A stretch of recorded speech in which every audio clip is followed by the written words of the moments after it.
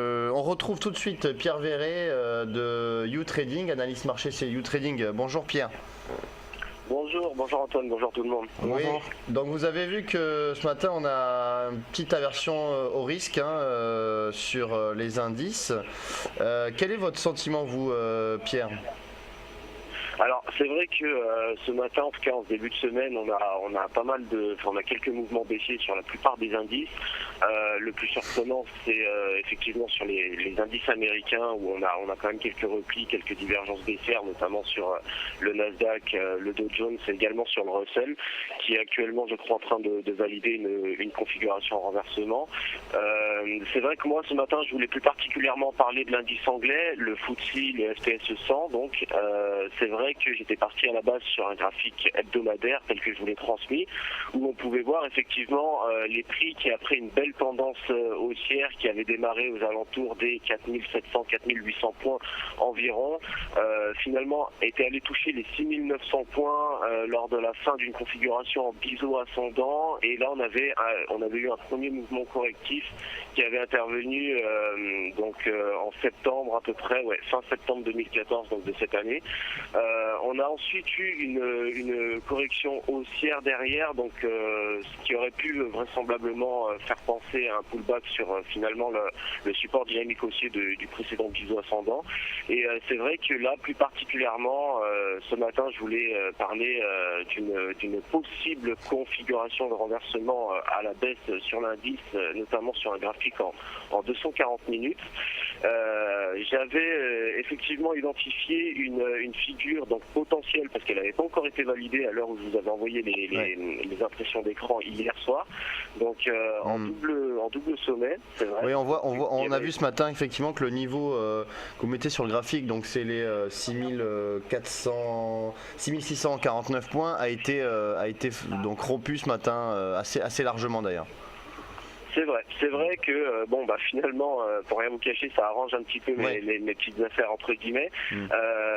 Voilà, donc c'est vrai qu'on a validé dès ce matin finalement cette figure avec un beau gap d'ailleurs qui est intervenu, comme vous l'avez dit, sur la zone des 6640, à peu près 6641 points sur le FTSE. Donc vraisemblablement, quand je vous avais envoyé les impressions d'écran hier, j'étais toujours un petit peu dans l'expectative, on va dire dans l'hypothèse finalement de cette configuration de renversement, parce qu'on pouvait toujours effectivement avoir un rebond. Là, je m'aperçois qu'effectivement sur la séance de ce matin, on est ouvert avec un beau gap baissier. On est actuellement sur une belle chandelle également à la baisse. On a cassé le premier retracement on est en train de casser le premier retracement de 23,6% à 6600 points environ, pour se trouver ici sur le contrat futur de décembre 2014 à 6993 points environ. Donc maintenant, on va voir si au cours de la journée, au cours des prochaines séances d'ailleurs, le mouvement baissier va finalement se poursuivre ou non.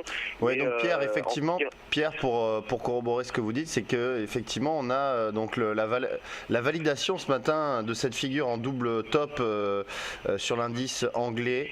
Maintenant, quel serait donc votre objectif à court et moyen terme sur l'indice anglais ? Alors, pour répondre à votre question, à court terme, c'est vrai que là, pour l'instant, j'envisage, donc forcément, on est en train de casser les 23,6. Donc j'envisage premièrement les 38,2 à 6500 points, qui me paraît être une zone également psychologique assez forte pour les investisseurs au niveau de cet indice. Ensuite, je vais tabler sur le retracement des 50%, qui est le plus fréquemment observé, aux alentours des 6410 points environ. Voilà. Donc après, je vais vraiment être attentif au niveau au comportement des prix sur ces zones finalement. Après, si le mouvement se poursuit un peu plus bas, on va envisager une correction totale, j'allais dire une correction d'environ 100%, pour ensuite aller chercher les 6324-6330 points environ. Pour répondre encore plus précisément à votre question en termes d'objectifs long terme, de moyen terme, si vraiment le mouvement baissier se confirme et qu'on est vraisemblablement dans une configuration de renversement à moyen terme, j'irai ensuite chercher les 6000 points, qui également est une zone psychologiquement assez forte, pour ensuite aller chercher, mais là encore un peu plus loin, les 5590, 5600 points environ. Ah oui, donc voilà. Votre biais est assez baissier maintenant sur l'indice FTSE. C'est-à-dire que là, Voilà, selon vous, on pourrait revoir assez rapidement le niveau des 6000 points. Oui, ça me paraît jouable. C'est vrai que dans un premier temps, comme vous le savez tous, c'est vrai que les mouvements baissiers sont généralement beaucoup plus puissants, beaucoup plus rapides que les mouvements haussiers.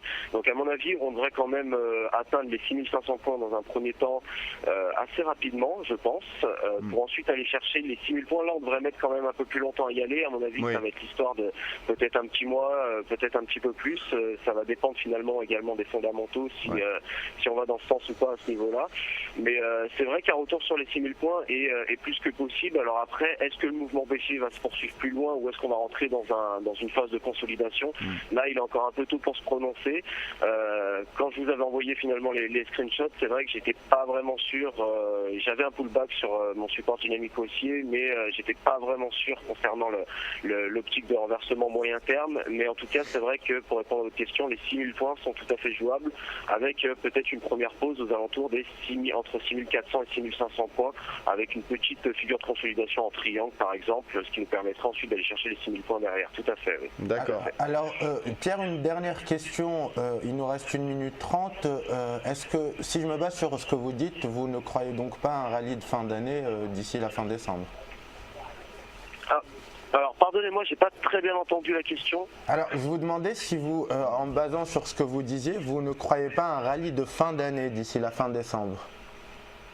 Alors oui, c'est vrai que d'ordinaire, on a des rallyes assez haussiers notamment sur les indices lors des mois de décembre. Donc c'est vrai que je me rends compte que finalement, avec cette optique baissière sur le SPSE, je suis un petit peu à contre-courant, on va dire. Néanmoins, voilà, là c'est vraiment une analyse qui va exclure un petit peu les fondamentaux. Je sais que d'habitude j'en parle un petit peu, mais là c'est vraiment, on parle vraiment en termes techniques. Donc voilà, c'est vrai que je me rends compte que je suis peut-être un petit peu contrarien vis-à-vis de la tendance peut-être du marché qu'on pourrait attendre sur un mois de décembre normal. Néanmoins, les oscillateurs vont dans ce sens. On a un RSI qui est bientôt en zone de survente. On a un MACD qui vient de casser son support, si j'ose dire, dynamique haussier tel que je vous l'ai envoyé. Donc voilà, en tout cas, même si le mois de décembre est généralement haussier sur les indices, techniquement, en tout cas, on a clairement une configuration baissière qui se met en place sur le FTSE. Donc vraiment, j'attends de voir un petit peu si le mois de décembre va ressembler au mois de décembre dont on a l'habitude d'observer, ou si on peut avoir finalement des mouvements correctifs, d'ailleurs pas que sur le FTSE finalement, mais également sur d'autres indices, notamment américains, ce qui est encore plus surprenant compte tenu des fondamentaux outre-Atlantique. Mais voilà, finalement on est peut-être dans une situation assez inédite, je suis d'accord avec vous à ce niveau-là, donc il va falloir être patient et observer un petit peu le comportement des prix. On verra ça donc par la suite, on reviendra d'ailleurs avec vous sur cet indice anglais qui représente d'ailleurs les 100 plus grosses capitalisations du Royaume-Uni. Merci Pierre pour vos analyses, on vous retrouve la semaine prochaine.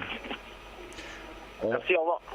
On va marquer une courte pause et on se retrouve tout de suite sur Direct Investisseur.